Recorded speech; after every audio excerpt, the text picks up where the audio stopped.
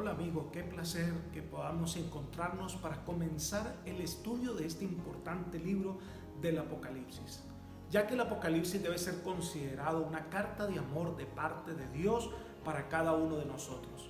El propósito del libro del Apocalipsis es darnos la seguridad de la presencia del Señor, como también una guía segura en medio de la confusión que hay en el mundo actual. El apóstol Pedro compara la profecía con una lámpara que nos guía en medio de la oscuridad. Hay mucha confusión a nuestro alrededor y el Señor nos ha dejado la palabra profética para que nosotros podamos ser guiados. Leamos lo que el apóstol Pedro dice en su segunda carta, capítulo 1, versículo 19.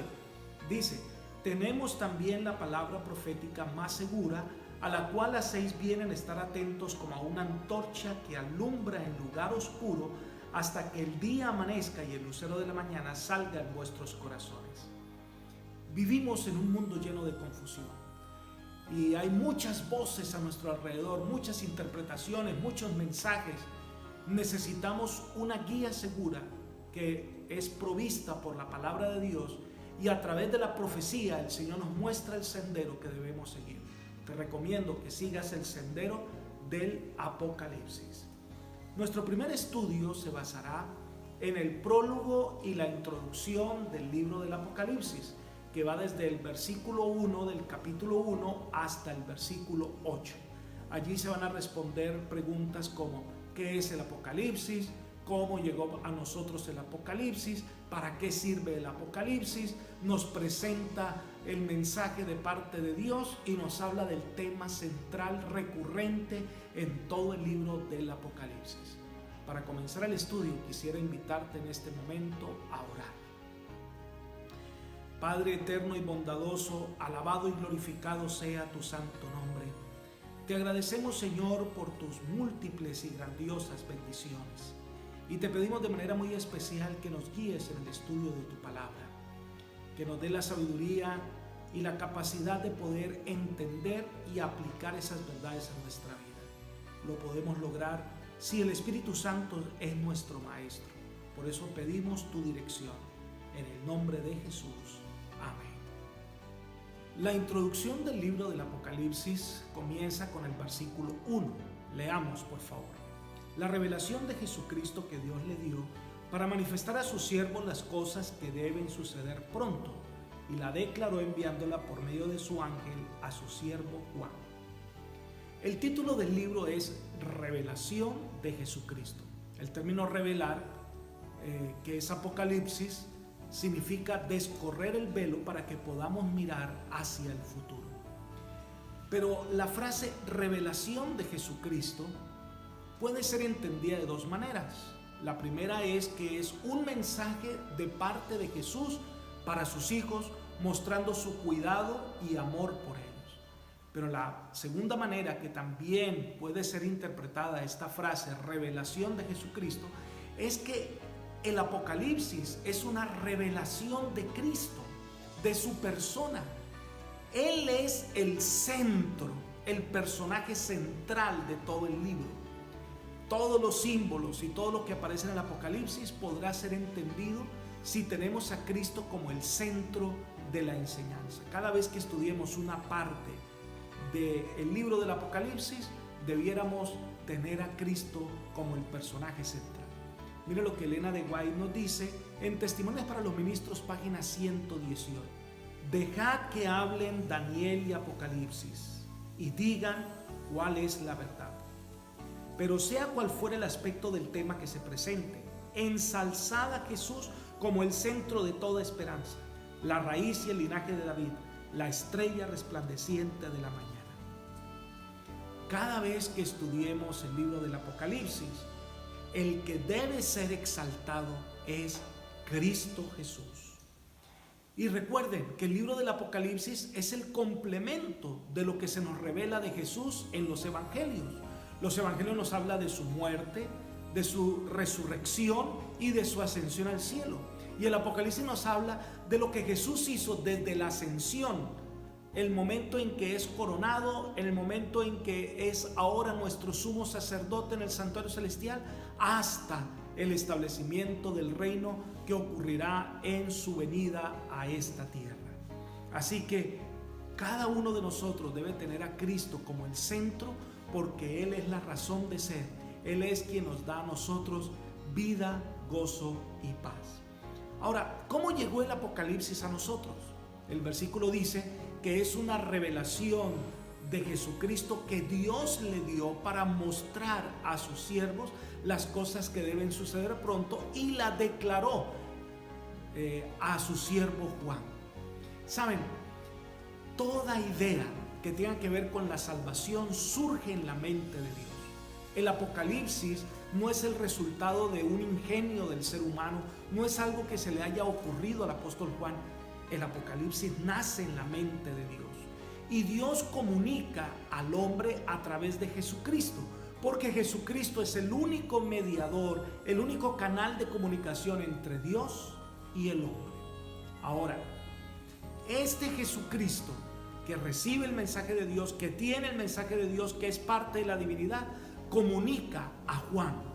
Y el versículo 2 nos dice que Juan recibió esta revelación, y que esta revelación, versículo 2 dice, el cual ha dado testimonio de las palabras de Dios, del testimonio de Jesucristo y de todas las cosas que ha visto. Juan tiene la tarea de recibir el mensaje, registrarlo y compartirlo. Asume el rol de profeta, porque es quien comunica el mensaje de salvación a las personas que están a su alrededor. Pero volvamos otra vez al versículo 1, porque ahí se responde la razón por la cual se nos da el Apocalipsis. Dice, la revelación de Jesucristo que Dios le dio para manifestar a sus siervos las cosas que deben suceder pronto. El propósito del libro del Apocalipsis es mostrar los acontecimientos que se desarrollan desde la época de Juan hasta la segunda venida de Cristo Jesús. 7 veces se repite en el Apocalipsis las cosas que deben ser pronto. El tiempo está cerca, he aquí vengo pronto. Y ante la repetición de esta frase, el Apocalipsis termina con una afirmación del apóstol Juan diciendo, sí, ven Señor Jesús.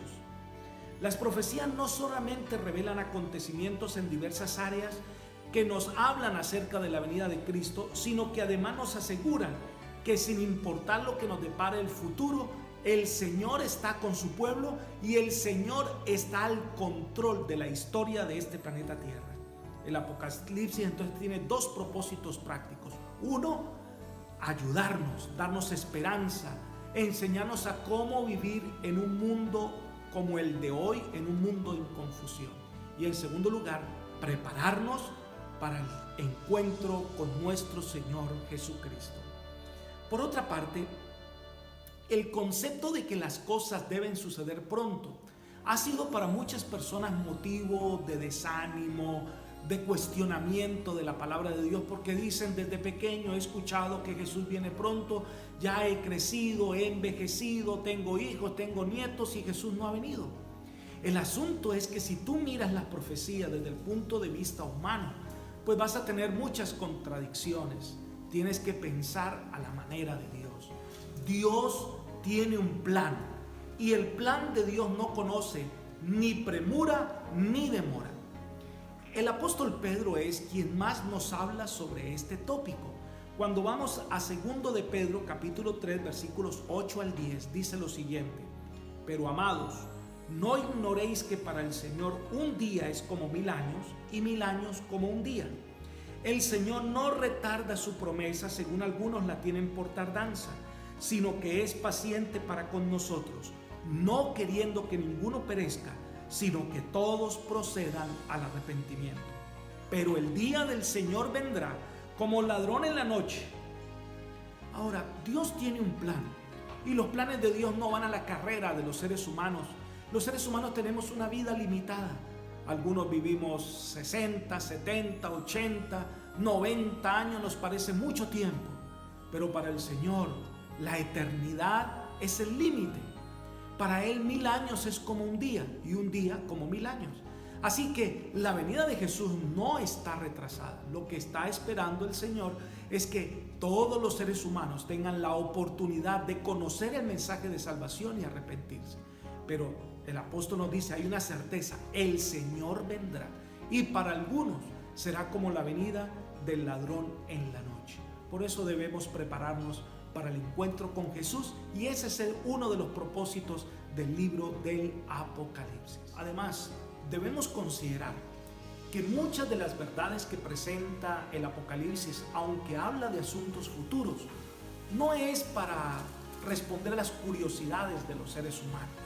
Lamentablemente, el libro del Apocalipsis ha sido objeto de tergiversaciones, y hay mucha gente que utiliza el Apocalipsis para especular y para hablar de cosas que no es la intención del mismo libro. Incluso muchas personas se han enriquecido tratando de descifrar misterios del Apocalipsis, o poniendo fechas para la segunda venida de Jesús y diciendo a la gente que le den dinero para poder proclamar el mensaje a muchos lugares. Y ese no es el objetivo del Apocalipsis. El Apocalipsis nos muestra un rumbo, pero no describe con detalles muchos de los acontecimientos que ocurrirán. Ahora, el versículo dice que este mensaje del Apocalipsis que Dios le dio a Jesucristo, y que Jesucristo a través de los ángeles se lo comunica a Juan, dice, se lo ha declarado. El término declarar, que aparece en el griego allí, significa señales y símbolos. Es decir, Dios va a mostrar señales y símbolos, y a través de estas señales y símbolos va a comunicar un mensaje especial. Y esto nos hace recordar el libro de Daniel, donde Dios habló con un rey, el rey Nabucodonosor, y lo hizo a través de un sueño. Esta fue una señal para Nabucodonosor con el objetivo de entender el plan de Dios. Miremos, por ejemplo, Daniel capítulo 2, versículo 45. Dice, el gran Dios ha mostrado al rey lo que ha de acontecer en lo porvenir, y el sueño es verdadero y fiel su interpretación. Debemos también considerar que los símbolos del Apocalipsis no están puestos en el vacío. Muchos de estos símbolos vienen del Antiguo Testamento. 3/4 partes de lo que se habla en el libro del Apocalipsis viene del Antiguo Testamento. Por lo tanto, si queremos entender el Apocalipsis, debemos saber qué es lo que está tratando en el Antiguo Testamento. Recuerden que el Apocalipsis no solamente es la culminación de la descripción de la obra de Cristo en el santuario celestial, sino también es la culminación de toda la Biblia. Ahí termina la Biblia. Por lo tanto, en cierto sentido, el Apocalipsis resume y concluye todo lo que se ha revelado en el Antiguo y en el Nuevo Testamento. Ahora, el prólogo del libro termina con una de las 7 bienaventuranzas que aparecen en el libro del Apocalipsis. Vamos a leer Apocalipsis 1:3. Dice, bienaventurado el que lee y los que oyen las palabras de esta profecía y guardan las cosas allí escritas, porque el tiempo está cerca. Saben, se imparte bendición especial no solamente por estudiar, no solamente por prestar atención, sino también por guardar, por obedecer las indicaciones que se dan en este libro. Es dichoso, bienaventurado aquel que acepta el mensaje de este libro y tiene la plena seguridad que en medio de los conflictos y de los problemas que ciernen sobre el mundo en el presente y hacia el futuro, el pueblo de Dios, aquellos que aman al Señor, estarán felices, dichosos, en paz, porque han hecho del Señor su guía verdadero. En la siguiente sección, a partir del versículo 4 del capítulo 1 de Apocalipsis, Juan comienza a escribir como si fuera una carta. Y recuerden que Apocalipsis continúa los patrones de una carta. Leamos el versículo 4 y entendamos esto. Juan, a las 7 iglesias que están en Asia, gracia y paz a vosotros de parte del que es y que era y que ha de venir, de los 7 espíritus que están delante de su trono. Así que el Apocalipsis describe un mensaje escrito como una carta para las 7 iglesias de Asia.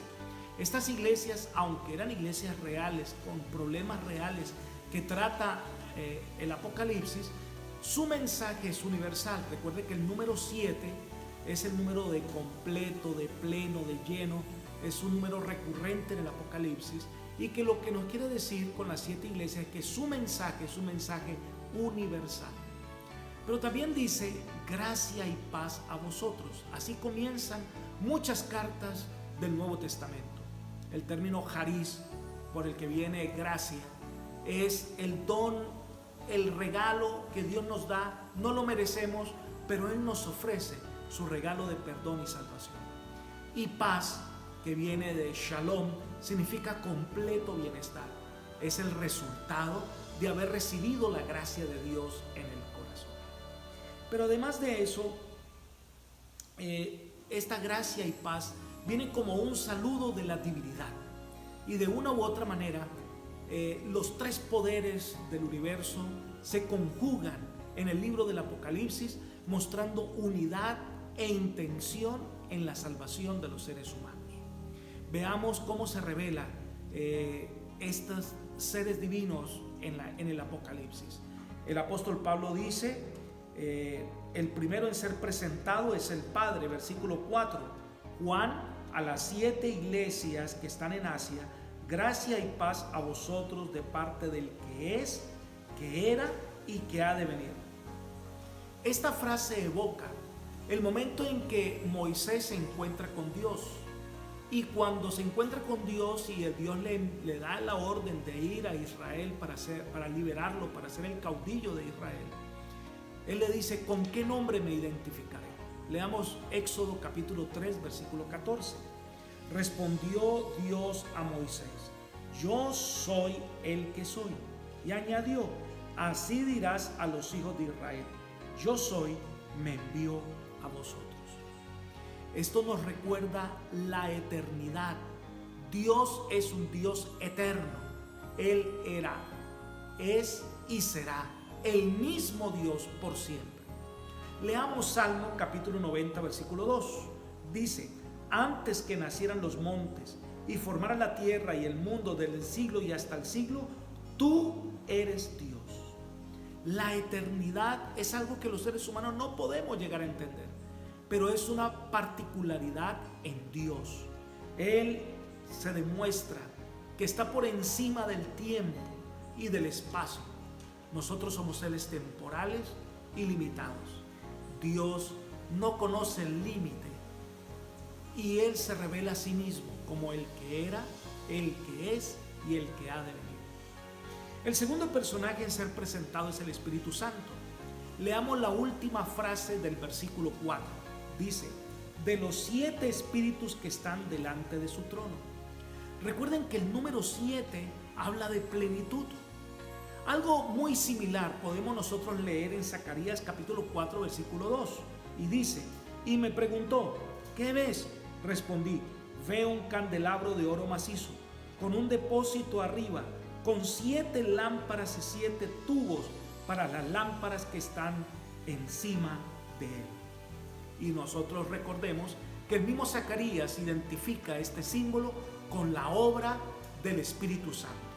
Así que aquí en el Apocalipsis se presenta el Espíritu Santo realizando una obra plena, completa, perfecta en favor de los seres humanos. El último personaje en ser presentado es Cristo. Leamos los versículos 5 y 6. Y de Jesucristo, el testigo fiel, el primogénito de los muertos y el soberano de los reyes de la tierra, al que nos ama, nos ha lavado de nuestros pecados con su sangre y nos hizo reyes y sacerdotes para Dios su Padre. A Él sea gloria e imperio por los siglos de los siglos. Amén. Apocalipsis 1 entonces nos presenta al Padre, nos presenta al Espíritu Santo y nos presenta al Hijo. Pero cuando habla del Hijo utiliza 3 figuras importantes. Número 1, el testigo fiel. La verdad es que aunque los 3 son presentados de manera igualitaria, los 3 tienen el mismo propósito y el mismo deseo.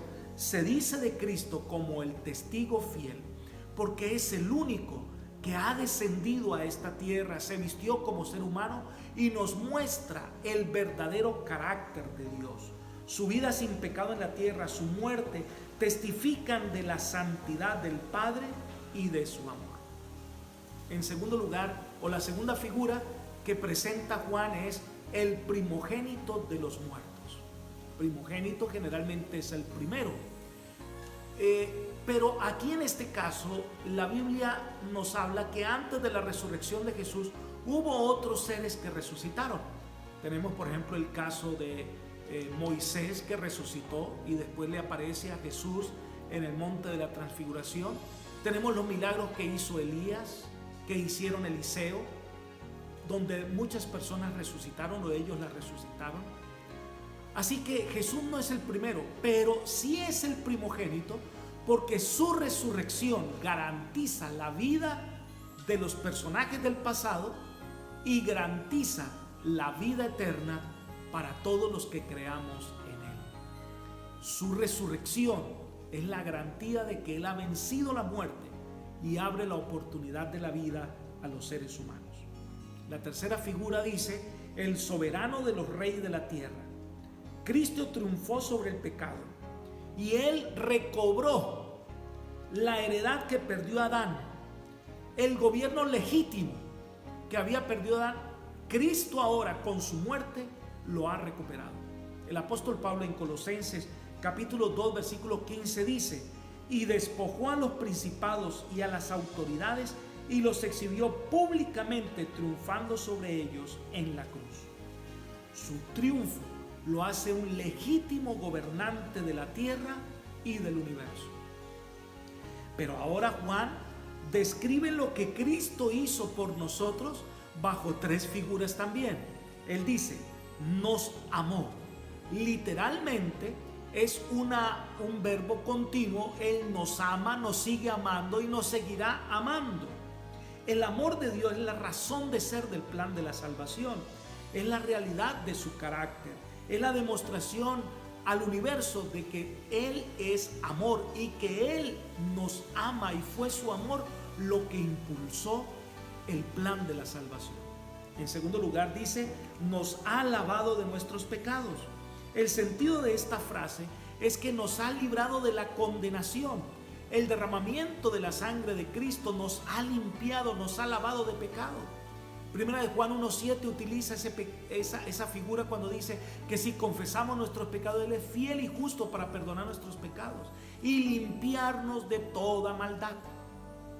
Él, por su muerte en la cruz, nos da la garantía de la redención. Y en tercer lugar dice: nos hizo reyes y sacerdotes para Dios su Padre. Esta figura del rey y sacerdote provienen del Antiguo Testamento y representan las dos figuras más poderosas en la economía de Israel. La Escritura habla de los reyes y habla del sacerdocio.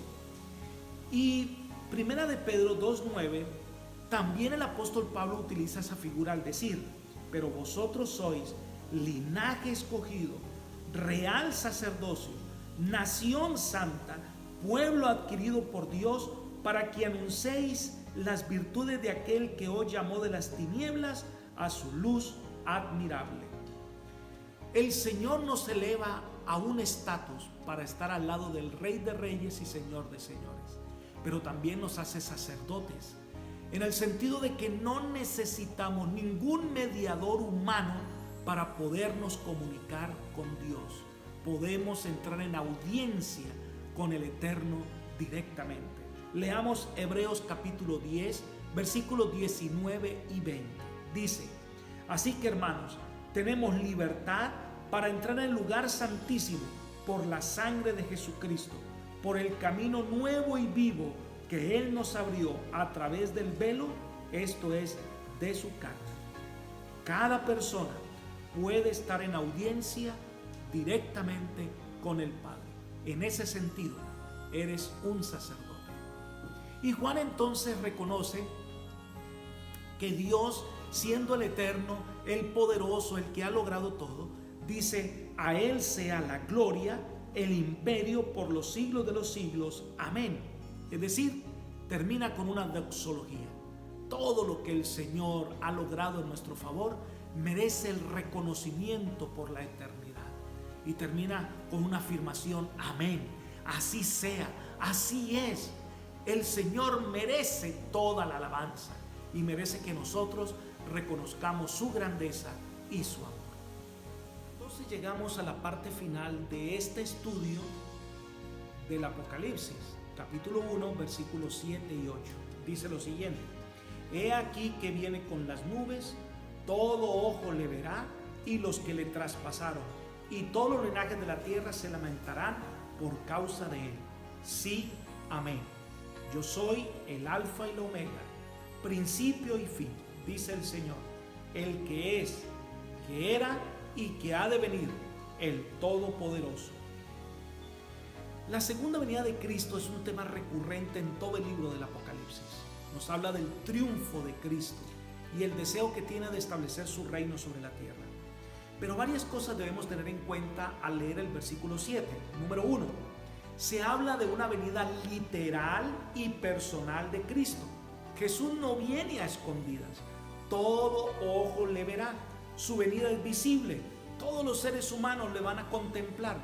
En segundo lugar, incluso nos habla de que en su venida un grupo especial de personas se levantarán solo para contemplar su segunda venida. Él dice, los que le traspasaron. Cuando Jesús estaba ante el tribunal de Anás y Caifás, él hizo esta profecía que aparece en Mateo capítulo 26, versículo 64. Jesús le dijo, tú lo has dicho, y además os digo que desde ahora veréis al Hijo del Hombre sentado a la diestra del poder y viniendo en las nubes del cielo. Así que todos los que participaron en la muerte de Jesús van a resucitar antes de su segunda venida con el objetivo de contemplarle y morir ante su presencia. Y en tercer lugar dice, y todos los linajes de la tierra se lamentarán por causa de él. El Señor ha hablado mucho acerca de su venida, ha dado las señales indicatorias de que está pronto a venir. Y los seres humanos, cuando enfrenten el momento de la venida de Cristo, se lamentarán de no haber aprovechado las oportunidades que tuvieron de entregarle la vida al Señor Todopoderoso. Por eso hoy es un día especial en el que podemos nosotros reconocer la grandeza de Dios y rendirnos a sus pies. Entonces Juan hace una afirmación clara. Dice, sí, amén. Es enfática, ¿verdad? El Señor va a venir, va a ocurrir. Muy pronto lo veremos venir en las nubes del cielo. Y entonces termina diciendo, yo soy el Alfa y la Omega, el principio y el fin. Cristo es el comienzo del Apocalipsis y es el fin del mismo. Es el comienzo de la historia y es el fin de la historia. Es el centro, el guía y la razón de ser del Apocalipsis. Y enfatiza el que es y que era y que ha de venir, el Todopoderoso. El objetivo del Apocalipsis no es principalmente hablarnos del futuro, sino presentarnos al Dios Todopoderoso y Eterno que sostiene a sus hijos y que es el autor de la historia de la salvación. Él está al control, Él sabe hacia dónde va la historia. Eso es lo que nos presenta el Apocalipsis y que nosotros podemos triunfar si confiamos plenamente en Él. Pero para lograr que el Apocalipsis sea un libro de esperanza para nuestra vida, es necesario entrar en relación con el Señor del Apocalipsis. Entrar en una relación personal con el centro, el personaje central de este maravilloso libro de la Biblia. Es necesario que Él sea el Señor de tu vida, que Él sea el que gobierne tu ser, que Él nos lave, que Él nos limpie de pecado, que Él nos cubra con su justicia. Y quiero invitarte, mi querido hermano y amigo, para que hoy que tienes esta valiosa oportunidad, pueda entregarle la vida al Todopoderoso. Permite que Él sea el guía de tu vida. Permite que las promesas del Apocalipsis se apliquen a tu vida. Y el Señor, que siempre te ama, que te ama y que te amará por siempre, transformará tu vida, llenará tu corazón de gracia y paz. Y entonces podrás decir con toda la alegría en tu corazón que ahora eres parte de aquellos que van a triunfar con Jesús y van a vivir con Él por la eternidad. Dios te bendiga y te guarde.